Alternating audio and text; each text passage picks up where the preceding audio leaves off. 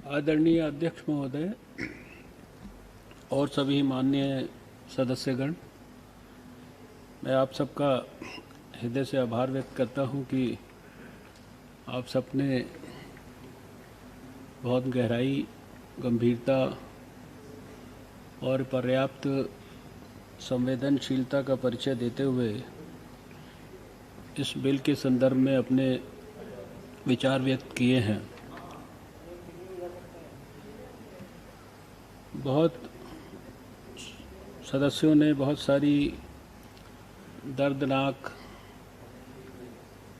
कष्ट देने वाली जो कोरोना वॉरियर्स के साथ दुर्भाग्यपूर्ण घटनाएं हुई, उनका भी यहाँ पर हम सबको स्मरण कराया है। आप सब की तरह बहुत बार कोरोना वॉरियर्स की पवित्र स्मृति को मैं नमन किया है और जितनी बार भी हम करें वो कम है। बहुत सब ने कहा कि जब भी कोरोना का इतिहास लिखा जाएगा तो कोरोना वॉरियर्स का इतिहास उस इतिहास में सबसे ज़्यादा स्वर्णिम अक्षरों के अंदर लिखा जाएगा। और इतिहास, जैसा मैंने कल भी कहा था, कि उन माताओं को भी हमेशा याद रखेगा जो कि लगातार पिछले 9 महीने से देख रही हैं कि एक के बाद एक कोरोना वॉरियर्स, चाहे वो डॉक्टर हों, चाहे वो नर्सिस हों, चाहे वो पैरामेडिक्स हों, चाहे वो अस्पतालों में काम करने वाले सिक्योरिटी के, सैनिटेशन के, पुलिस के, पैरामिलिट्री फोर्सेस के, और इस कोरोना वॉरियर्स की लिस्ट में तो बहुत सारे लोग एक एक करके ऐड होते गए। एयरपोर्ट पे कितने सारे लोग काम करते थे, फील्ड में हमारी आशा वर्कर्स जैसे कितने काम करते थे, बहुत सारे जर्नलिस्ट भी कोरोना वॉरियर्स की तरह इस जंग के अंदर उन्होंने अपने प्राण दिए। ये सब कुछ हमारी माताएं देख रही हैं। लाखों कोरोना वॉरियर्स की सहायता से आज भी हम लोग इस युद्ध को लड़ रहे हैं और किसी माँ को ये नहीं पता कि ये युद्ध कब तक चलेगा। उसके बेटे या बेटी को इस युद्ध में अभी कितनी और कुर्बानी देनी है, कितनी और उसको मेहनत करनी है, कितना और उसको थकना है, लेकिन उसके बावजूद भी सारे देश में कोई भी स्थान से अभी तक एक भी ऐसी खबर नहीं आई जहां किसी माँ ने अपने बच्चे को इस युद्ध में अपना समर्पण करने से रोका हो। आप सबने भी लगभग इसी प्रकार की भावनाएं व्यक्त की हैं। जो कुछ 1897 में हुआ था और जो आज 2020 में हो रहा है, उसमें कुछ कुछ चीज़ें मिलती हैं। उस समय मुंबई की प्रेसिडेंसी में एक स्थान पर, मंडावी नाम के स्थान पर बुबोनिक प्लेग के केसेस आए थे। आज वो स्थान गुजरात में है और उस समय की ब्रिटिश सरकार ने ये एपिडेमिक्स का एक्ट बनाया, जिसमें उसने एक प्रकार से स्टेट गवर्नमेंट को और सेंट्रल गवर्नमेंट को एम्पावर किया। उनको पावर्स दी कि वो किसी को भी आगे पावर्स दे सकते हैं, क्योंकि बीमारी को जगह जगह ढूंढना था, जैसे आज भी हम ढूंढ रहे हैं। और ढूंढने के लिए सर्च करना ज़रूरी था। उसके लिए किसी के घर में भी सर्च हो सकती थी, उसके लिए ट्रेन में भी सर्च हो सकती थी। उस ज़माने में शिप्स चलते थे, तो सेंट्रल गवर्नमेंट अगर उसको डर लगे कि शिप के माध्यम से बीमारी भारत में आ सकती है, तो वो शिप्स के ऊपर, सी पोर्ट्स के ऊपर भी सर्च कर सकती है, और उस प्रकार से एम्पावर किया गया था। आज हमारे सामने ये कोरोना का, कोविड का पेंडेमिक सामने आया है और इस कोविड के पेंडेमिक के परिप्रेक्ष्य में हम सब ने अपनी आंखों के सामने देखा कि इस बीमारी के बारे में किसी को ठीक से कुछ नहीं पता था। शुरुआती दौर में सब कुछ तो अभी भी किसी को नहीं पता, लेकिन धीरे धीरे हमने देखा कि जो डॉक्टर लोग, जो हमारे अस्पतालों में काम करने वाले लोग बहुत ईमानदारी से, बहुत कर्तव्य परायणता का परिचय देते हुए पूरे मेहनत और जज्बे के साथ दिन रात परिश्रम के साथ काम कर रहे थे, अचानक हमको इस प्रकार के शब्दों को सुनने का मौका मिला कि लोग कोरोना के मरीज़ से तो डर रहे हैं, कोरोना के मरीज़ को तो दूर रखना चाहते हैं, उससे तो छुआछूत का भाव रखना चाहते हैं, लेकिन लोगों के दिमाग में ये भी भ्रांति फैल गई थी कि शायद जो अस्पताल से काम करके आ रहा है ये भी बीमारी साथ लेकर आ रहा है। और इसलिए हम लोगों ने वो स्टिग्मेटाइजेशन, ऑस्ट्रेसाइजेशन, डिस्क्रिमिनेशन, इस प्रकार के शब्दों को हम लोगों ने सुनना शुरू किया।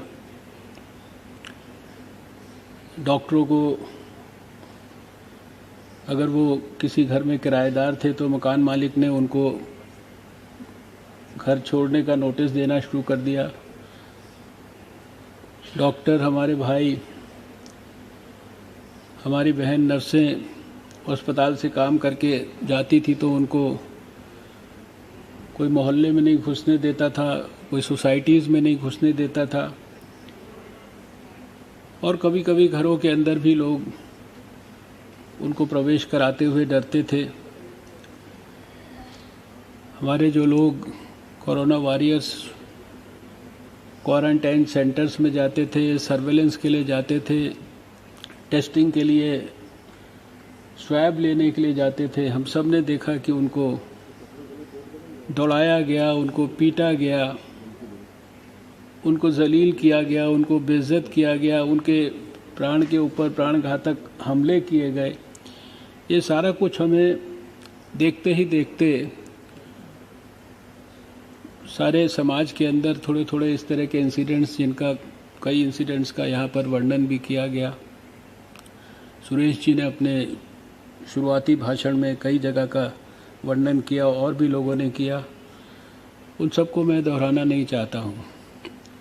लेकिन उस सब की परिस्थिति के परिप्रेक्ष्य में आप स्मरण करिए तो अगर गहराई के अंदर जाने की कोशिश करेंगे और निष्पक्ष भाव से जाने की कोशिश करेंगे, तब आपको ध्यान में आएगा कि जो कार्यक्रम इस देश में 22 मार्च को शाम को 5 बजे हुआ, या जो कार्यक्रम 5 अप्रैल को रात को 9 बजे करने के लिए देशवासियों को अपील की गई थी, उसके पीछे का भाव क्या था। और उन कार्यक्रमों के बाद भी जब इस तरह की घटनाएं लगातार चल रही थी, साथ साथ सरकार, आप सब अपने अपने घर जा चुके थे, पार्लियामेंट एडजॉर्न हो चुकी थी, पार्लियामेंट को वापस बुलाकर कोई ऐसा कानून बनाया नहीं जा सकता था। और यहाँ जो ये बात कही गई कि अभी अधीर रंजन जी ने भी स्मरण कराया कि उस समय हमने कोई परमानेंट कानून क्यों नहीं बना दिया, उस 1897 के कानून को क्यों हमने पकड़ा। तो इस सदन को जानकारी में मैं लाना चाहता हूं कि सरकार पिछले 3 साल से ज़्यादा समय से जो नेशनल पब्लिक हेल्थ एक्ट है उसको पूरी तरह से ड्राफ्ट को तैयार करके, और जैसा कि हमें लीगल डिपार्टमेंट ने कहा कि हेल्थ चूँकि स्टेट सब्जेक्ट है, आपको सारे देश की सब सरकारों से इसके ऊपर पूरा ओपिनियन लेना है। 2 साल की ओपिनियन में तो केवल 4 स्टेट्स का हमें ओपिनियन मिला, और इस कोरोना के काल में भी जब हम अब एग्रेसिवली परस्यू कर रहे हैं तो अभी हमारे पास 14 स्टेट्स का ओपिनियन आया हुआ है। और वो हमारा एक अलग से process national public health act को बनाने के संदर्भ में चल रहा है। लेकिन जब ऐसी कष्टदायक घटनाएं देश में घट रही थी, उन परिस्थितियों में सरकार ने, और शायद जब भी ऑर्डिनेंस आता है तो उसको तुरंत अपोज करने के लिए बहुत सारे रेजोल्यूशंस वगैरह आ जाते हैं, लेकिन मैं समझता हूँ कि इस एक्ट को बनाने के लिए जो ऑर्डिनेंस उस समय लाया गया, इस अमेंडमेंट को लागू करने के लिए, वो शायद सबसे ज़्यादा प्रासंगिक था, सबसे ज़्यादा ज़रूरी था और सबसे ज़्यादा अर्जेंट था।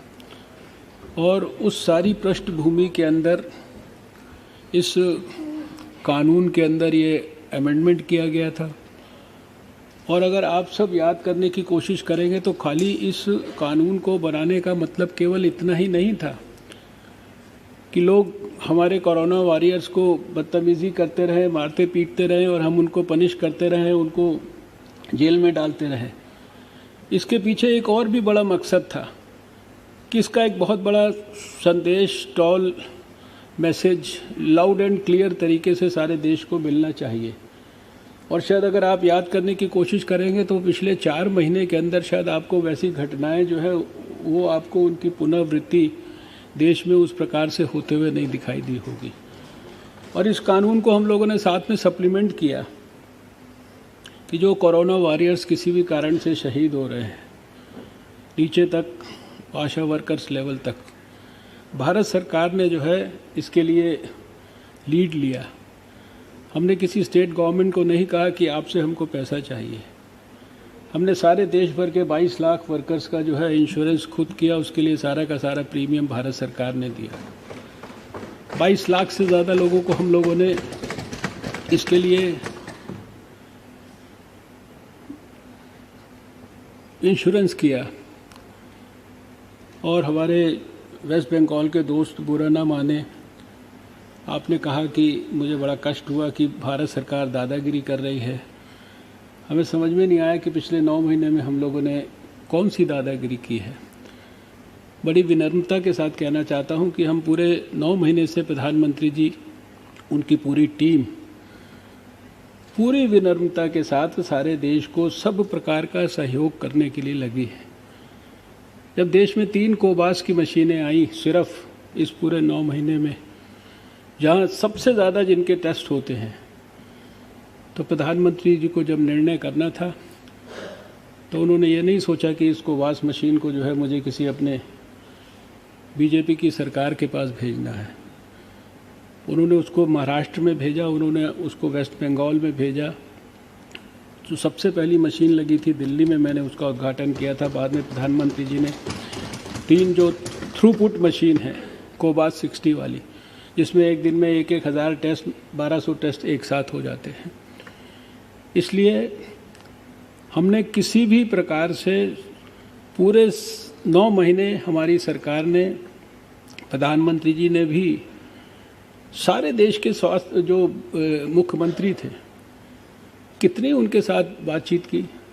मैं हर उस मीटिंग के अंदर उपस्थित रहा हूँ। और साथ में गृह मंत्री जी भी होते थे, वहाँ पर डिफेंस मिनिस्टर भी थे, कुछ मीटिंग्स में तो फाइनेंस मिनिस्टर भी बैठी हैं।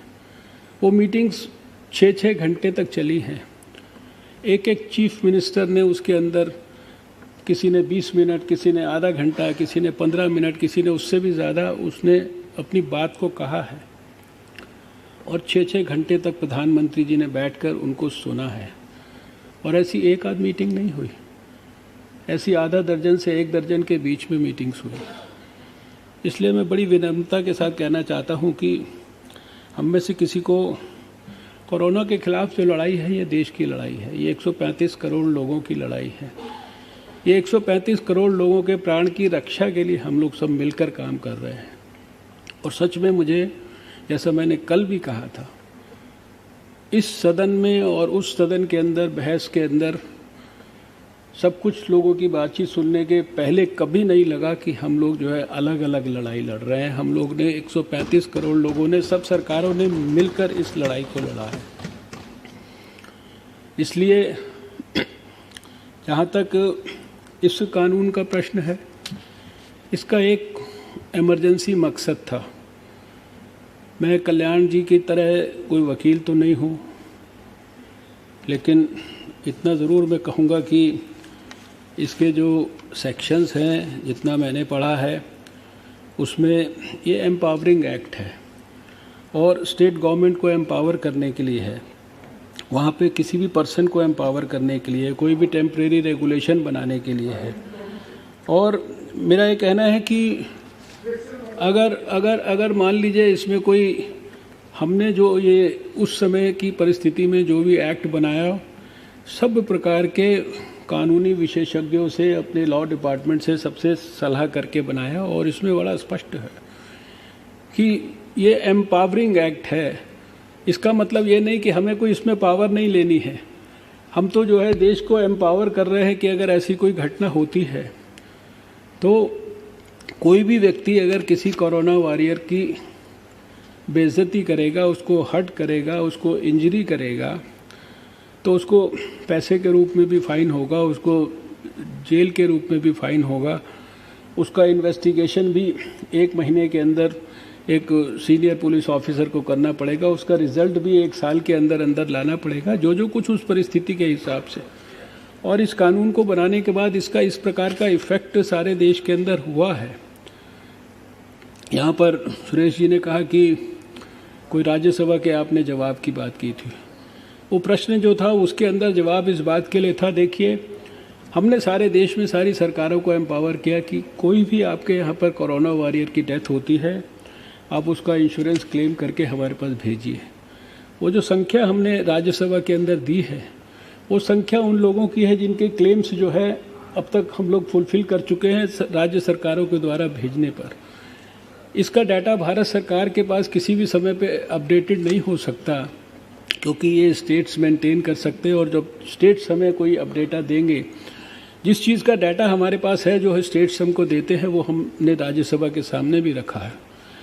इसलिए इस संदर्भ में हमको किसी को भी कोई आपस में ना तो गलतफहमी होनी चाहिए, ना मतभेद होना चाहिए। बहुत सारे लोगों ने यहाँ पर कई दूसरी पेंडेमिक से अच्छे सुझाव दिए, पेंडेमिक से लर्न करने के, तो हम लोग पिछले 9 महीने से लर्न करने की ही कोशिश कर रहे हैं। आज अगर प्रधानमंत्री जी के नेतृत्व में आत्मनिर्भर स्वस्थ भारत इस योजना की कल्पना हुई है, जिसके लिए मैंने कल भी कहा कि अगर 65,000 करोड़ रुपए का जो एक्सपेंडिचर की अप्रूवल फाइनेंस से हो रही है, उसके लिए जितनी हमने डिटेल्ड योजना बनाई है, वो भविष्य के पेंडेमिक्स के लिए और ज़्यादा कैसे हमारे देश का सर्वेलेंस सिस्टम स्ट्रेंथन होगा, और ज़्यादा कैसे हम इन्फेक्शस डिजीज़ हॉस्पिटल सब जगह क्रिएट करेंगे और क्या क्या चीज़ें करेंगे, वो सारी चीज़ें की हैं। कोई एक डॉक्टर हमारी बहन वो ये भी कह के गई कि खाली एक्ट ऑफ गॉड के ऊपर क्यों भरोसा कर रहे हैं। हम तो खाली एक्ट ऑफ गॉड के ऊपर भरोसा नहीं कर रहे हैं, हमने तो कल आपको विस्तार से बताया कि हम वैक्सीन के लिए क्या काम कर रहे हैं। और हमें तो पूरा विश्वास है कि जैसे ही नया वर्ष शुरू होगा तो उस वर्ष के अंदर, शुरुआती दौर के अंदर ही कभी ना कभी वैक्सीन हमारे देश के लोगों को उपलब्ध हो जाएगी। हमने तो आपको ये भी बताया कि हम किस प्रकार से वायरस के ऊपर रिसर्च कर रहे हैं, किस तरह से उसकी जीनोम सीक्वेंसिंग कर रहे हैं, किस तरह से उसकी कोई म्यूटेशन तो नहीं हो रही है, उसके ऊपर अध्ययन कर रहे हैं। वो सारी चीज़ों के ऊपर हम लोग अध्ययन कर रहे हैं। इसलिए आपने भी कहा और भी हमारे श्रीकांत ने कहा कि शहीद का दर्जा, देखिए ये दर्जा ऐसी चीज़ नहीं कि कोई किसी सर्टिफिकेट के लिए। आज तो किसी के कहे बगैर इस देश के 135 करोड़ लोगों ने तो शहीद का दर्जा जो है उनको, इस देश के डॉक्टरों को 22 मार्च को 5 बजे दे दिया था, सबने दे दिया था मिलके। जब सारा देश बाहर आके खड़ा हो गया था और वो सैल्यूट कर रहा था कोरोना वॉरियर्स को, तो शहीद का दर्जा तो मिल गया था उनको। और मैं नहीं समझता कि कोई डॉक्टर, मैं स्वयं डॉक्टर हूँ और डॉक्टर की भावना समझता हूँ, कोई डॉक्टर किसी शहीद के दर्जे के लिए काम नहीं कर रहा। किसी को किसी सर्टिफिकेट की ज़रूरत नहीं है। जब उसका मरीज़ ठीक होता हुआ नज़र आता है, उसका मरीज़ जब कोरोना जैसे वायरस से लड़कर जब घर जाता है, तो उसकी मुस्कुराहट से ही जो है उसको शहीद का दर्जा मिल जाता है, उसको सब कुछ मिल जाता है। डॉक्टर जो है वो मानवता की सेवा के लिए बना है। वो बात और है कि उसका जो वास्तविक जो रूप है उसको रिकॉग्निशन होने के लिए देश के सामने इस प्रकार के कोविड के पेंडेमिक को भारत के अंदर आना पड़ा। ऐसा नहीं कि कोई डॉक्टर पहले ये काम नहीं करते थे। डॉक्टर हमेशा इन्फेक्शस डिजीज़ के साथ जब काम करते हैं, जब वो चेस्ट को देखते हैं, दूसरा काम करते हैं, और एक कोई मरीज़, मैं तो स्वयं ENT सर्जन हूँ, मैं जानता हूँ, जब गले को देखते हैं तो एक जोर से खांसी मारता है तो उसके सारे जो ड्रॉपलेट्स हैं वो आपके ऊपर आ जाते हैं। आप पूरे रिस्क के साथ काम करते हैं। ये कोविड का वायरस ज़्यादा पॉपुलर हो गया, वरना तो कितनी सारी बीमारियां हैं जिनको कि आप एक के बाद एक जो है प्राप्त कर सकते हैं। जो इसमें बहुत सारी और बातें कही गई हैं, जैसे इसके बारे में कंसर्न हमारी अनुप्रिया जी ने कि इसमें वो पर्टिकुलर कैटेगरी के सैनिटेशन के लोग आएंगे कि नहीं आएंगे, या कईयों ने कंसर्न रेज़ किया है कि वो अगर किसी का डॉक्टर का अस्पताल के बाहर घर होगा तो वो आएगा कि नहीं आएगा। तो इसमें जो प्रोविजंस हैं उनमें ये सारी चीज़ें बहुत स्पष्ट हैं, और इसमें इतना भी प्रोविज़न है कि कोई भी स्टेट गवर्नमेंट वो और भी कोई कैटेगरी को इंक्लूड करना चाहे तो वो उसको कर सकती है। ये तो स्टेट गवर्नमेंट्स को एम्पावर करने वाला एक्ट है बेसिकली जो है। और इसमें इसके साथ साथ जो पुलिस के बारे में कहा गया कि पुलिस तो ऑलरेडी कोरोना वॉरियर है। मैं तो ऐसे पुलिस के सिपाहियों को जानता हूँ। डॉक्टर साहब, एक टेक्निकल बिंदु आ गया। ये जो आइटम 23 और 24 पे जो लगे हुए हैं, अगर उनको अपने को पास करना है, मैं खत्म कर रहा हूँ, तो ये 12 बजे से पहले करेंगे तो आज की डेट मैं 2 मिनट तो नेक्स्ट डेट में लगना 2 मिनट में खत्म कर रहा हूँ। पुलिस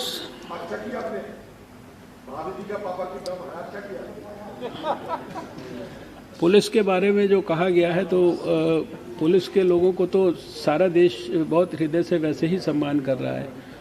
और मैं तो बहुत सारे ऐसे पुलिसमैन को जानता हूं। मैंने ऑल इंडिया इंस्टीट्यूट में कैंप को इनॉग्रेट किया था, जिसमें जो कोरोना से प्रभावित हुए हमारे पुलिसमैन, उन्होंने 2-2 बार आकर वहां पर जो है अपना प्लाज्मा डोनेट किया। हमने उनको प्लाज्मा वॉरियर का नाम दिया। इसलिए हम सब लोग मिलकर आज नई ऊर्जा के साथ नया संकल्प लेकर पुनः इन सब कोरोना वॉरियर्स को हृदय की गहराइयों से नतमस्तक होकर प्रणाम करते हैं। और नई ऊर्जा के साथ जो बात मैंने कल कही थी कि कोविड की जंग में निर्णायक जीत हासिल करने के लिए हम सबको मिलकर एक बार नए सिरे से ये कोशिश करनी पड़ेगी कि देश के 135 करोड़ लोग, जो उनको सावधानियां रखनी है, जो कि कोई रॉकेट साइंस नहीं है, वो साधारण बातें हैं, बार बार दोहराने की ज़रूरत नहीं है।